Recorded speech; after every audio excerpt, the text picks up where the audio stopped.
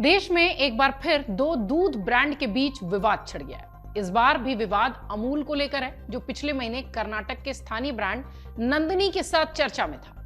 अब एक और दक्षिण राज्य तमिलनाडु में ब्रांड आविन के कारण गुजरात के ब्रांड अमूल की मुश्किलें बढ़ती दिखाई पड़ रही हैं। आइए विस्तार से इस विवाद को समझते हैं और सबसे पहले जानते हैं कि आविन है क्या।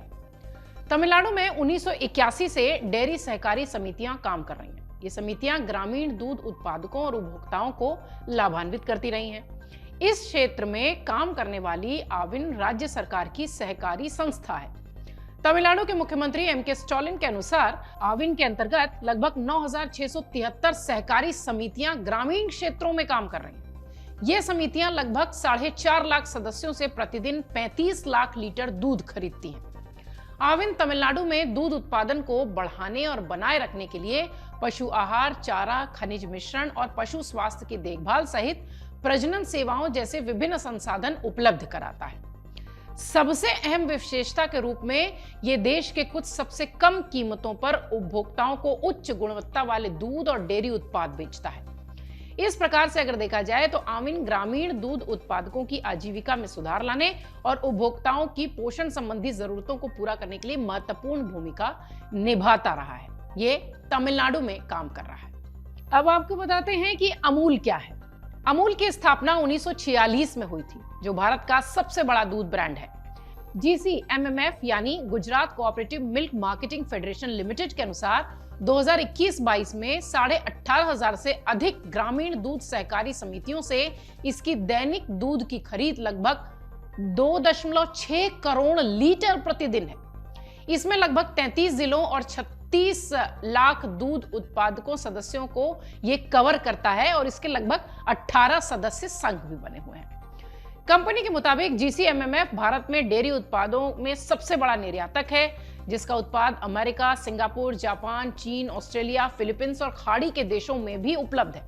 यह रोजाना 41 लाख लीटर दूध का प्रबंधन करता है। 2022-23 में GCMFF ने 55,055 करोड़ रुपए का कारोबार किया था, जो पिछले वित्त वर्ष में 18% अधिक था। अब समझिए कि यह बात हो गई गुजरात के अमूल की।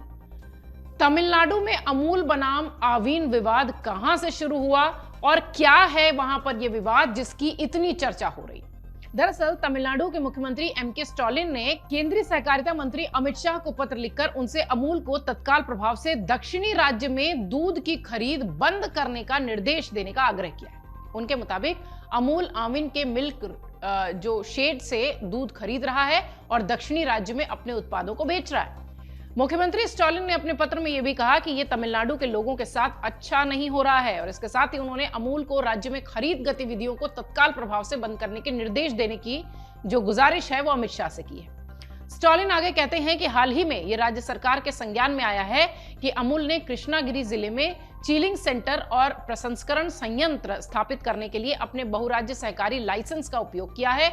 इसके साथ ही अमूल ने तमिलनाडु में कृष्णागिरी, धर्मपुरी, वेल्लोर, रानीपेट, तिरुपुथुर, कांचीपुरम और तिरुवल्लुवर जिलों में उसके आसपास के जो इलाके हैं वहां पर FPO और SAG के माध्यम से दूध खरीदने की योजना बनाई है।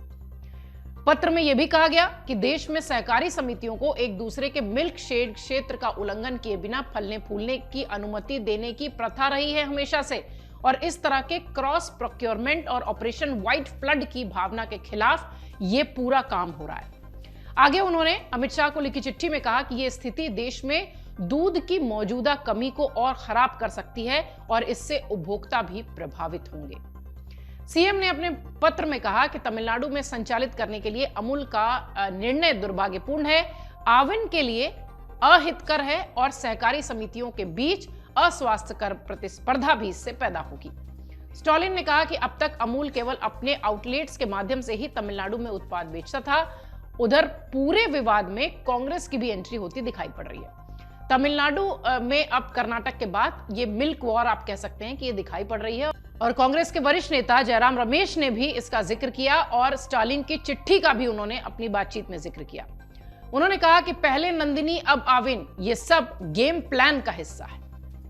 अब आपको एक बार याद भी दिला दें कि दरअसल अमूल और नंदिनी का विवाद क्या था। संक्षेप में समझिए, बीते दिनों देश की सबसे बड़ी दूध उत्पादन कंपनियों में से एक अमूल और कर्नाटक के स्थानीय ब्रांड नंदिनी को लेकर विवाद छिड़ा था। दरअसल 5 अप्रैल को गुजरात कोऑपरेटिव मिल्क फेडरेशन यानी GCMMF, जो कि अपने डेयरी उत्पाद अमूल ब्रांड के अंतर्गत बेचता है, इसने एक ट्वीट किया कि कर्नाटक में एंट्री हम करने जा रहे हैं, इस तरीके की जानकारी मिली।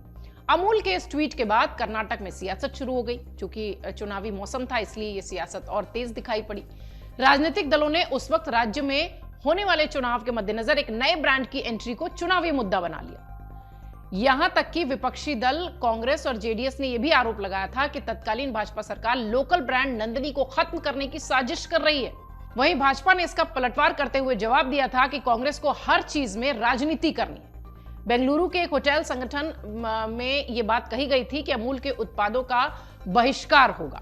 इसके साथ ही इसने कर्नाटक के किसानों को समर्थन देने के लिए सिर्फ लोकल ब्रांड नंदिनी का ही प्रयोग करने की बात कही थी। ये तब से विवाद दिखाई पड़ा था। चुनाव में भी अमूल और नंदिनी का विवाद जमकर चर्चा का विषय बना रहा। पिछले साल अमित शाह के बयान ने ये विवाद शुरू किया था। दरअसल हुआ ऐसा था कि दिसंबर 2022 में अमित शाह ने मांड्या में एक जनसभा के दौरान सहकारी मॉडल आधारित डेयरी कंपनियां अमूल और नंदिनी के बीच सहयोग का आह्वान किया था।